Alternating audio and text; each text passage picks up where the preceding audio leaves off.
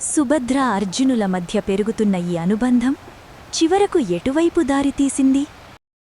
అర్జునుడు సుభద్రతో పాటు ఉద్యానవనాలు, సముద్రతీరాలు, రైవతక పర్వత ప్రాంతాల్లో కనిపించసాగాడు. మొదట చిన్న చిన్న మాటలతో ప్రారంభమైన పరిచయం ఇప్పుడు ఒక ప్రత్యేకమైన అనుబంధంగా మారుతోంది. సుభద్ర మాట్లాడుతున్నప్పుడు అర్జునుడు ప్రశాంతంగా వింటున్నాడు. అర్జునుడు మాట్లాడుతున్నప్పుడు సుభద్ర ఆసక్తిగా అతనివైపు చూస్తోంది.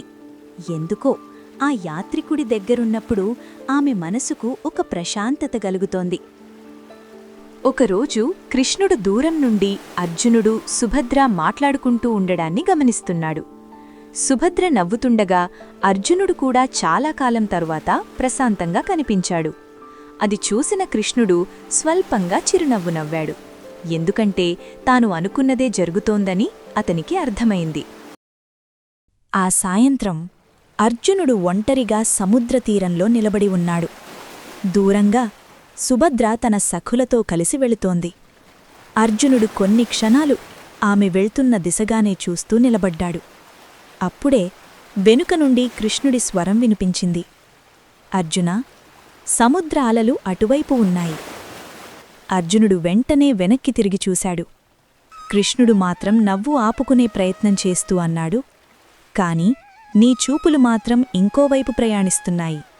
అది విన్న అర్జునుడు స్వల్పంగా నవ్వాడు. మాధవా, నీ చూపు నుంచి తప్పించుకోవడం సాధ్యమవుతుందా? నన్ను ఆట పట్టిస్తున్నావు కదా అన్నాడు. కృష్ణుడు మెల్లగా దగ్గరకు వచ్చి, అర్జునా, యుద్ధరంగంలో నీ మనసు ఎప్పుడూ తడబడదు. కాని ఇప్పుడు ఒకరి చూపుకే నిశ్శబ్దంగా మారిపోయావు. అది విన్న అర్జునుడు కొన్ని క్షణాలు నిశ్శబ్దంగా నిలబడ్డాడు. కృష్ణుడు మాత్రం అతని సమాధానం కోసం కూడా ఎదురుచూడలేదు. ఎందుకంటే అర్జునుడి మనసులో ఏముందో అతనికి అప్పటికే తెలుసు. అదే సమయంలో సుభద్ర మనసులో కూడా ఆ యాత్రికుడి గురించే ఆలోచనలు పెరుగుతున్నాయి. అతని ప్రశాంత స్వభావం, ఆత్మవిశ్వాసంతో కూడిన మాటలు, యోధుడిలా కనిపించే వ్యక్తిత్వం ఇవన్నీ ఆమెను మరింత ఆకర్షిస్తున్నాయి.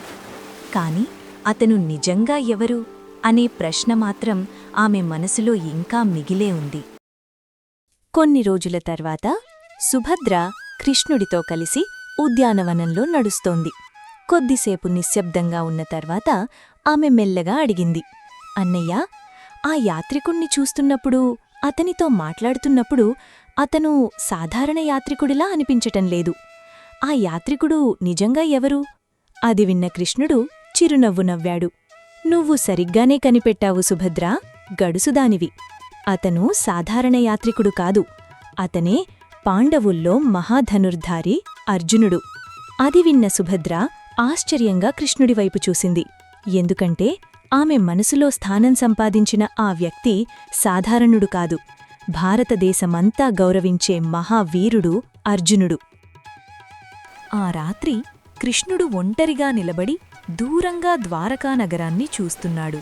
ఎందుకంటే అర్జునుడు, సుభద్ర ఒకరినొకరు ఇష్టపడుతున్నారని అతనికి స్పష్టంగా అర్థమైంది. కాని అదే సమయంలో బలరాముడు మాత్రం సుభద్ర వివాహం గురించి తన నిర్ణయాన్ని ప్రకటించబోతున్నాడు. ఆ నిర్ణయం త్వరలో ద్వారకలోనే కాదు, మొత్తం యాదవ వంశంలో పెద్ద సంచలనం సృష్టించబోతోంది.